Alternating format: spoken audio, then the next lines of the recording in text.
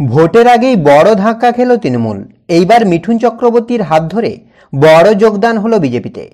মিঠুন চক্রবর্তীর হাত ধরে বিজেপিতে বড় যোগদান। রানাঘাট লোকসভা কেন্দ্রের প্রার্থী জগন্নাথ সরকারের সমর্থনে শনিবার সভা করেন মিঠুন চক্রবর্তী। তাহেরপুর মাঠে এই দিন জনসভা করেন মিঠুন। সেখানেই বিজেপিতে যোগ দেন মুকুটমণি অধিকারীর স্ত্রী স্বস্তিকা ভুবনেশ্বরী। সূত্রের খবর, গত 28 মে মুকুটমণি অধিকারীর সঙ্গে রেজিস্ট্রি বিবাহ হয় স্বস্তিকার। এখন তার বিবাহ বিচ্ছেদের মামলা চলছে। এই আবহেই বিজেপিতে যোগদান দেন তিনি। এই দিন স্বস্তিকা বিজেপি পতাকা হাতে তুলে নেওয়ার পর মিঠুন তার পরিচয় করিয়ে দেন। আমাদের বিরোধী যে প্রার্থী হয়েছে তার স্ত্রী হন ইনি। চলতি ভোটে রানাঘাটে তৃণমূল প্রার্থী হয়েছেন প্রাক্তন বিজেপি বিধায়ক মুকুটমণি অধিকারী। সম্প্রতি কলকাতায় অভিষেক বন্দ্যোপাধ্যায়ের একটি মিছিলে সামিল হন তিনি। সেই দিনই মমতা বন্দ্যোপাধ্যায়ের সভামঞ্চ থেকে তৃণমূলে যোগ দিয়েছেন তিনি। এরপরে মুকুটমণিকে প্রার্থী করে তৃণমূল।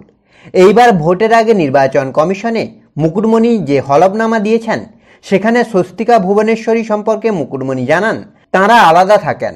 তার বিরুদ্ধে বধূ নির্যাতনের মামলা চলছে। এই দিন বিজেপিতে যোগ দিয়ে মুকুটমণির স্ত্রী স্বস্তিকা ভুবনেশ্বরী বলেন, উনি তো বিয়েটাই মানতে চাইছিলেন না। পরে আমাকে ডিভোর্সের ব্যাপারে চাপ দিতে থাকে মুকুটমণি অধিকারী ও তার পরিবার। আমি এফআইআর করি। হঠাৎই মুকুটমণি অধিকারীর স্ত্রী বিজেপিতে যোগদান ভোটের আগে কি চাপে ফেলতে পারে তৃণমূলকে? আপনার মতামত অবশ্যই কমেন্ট করে জানান।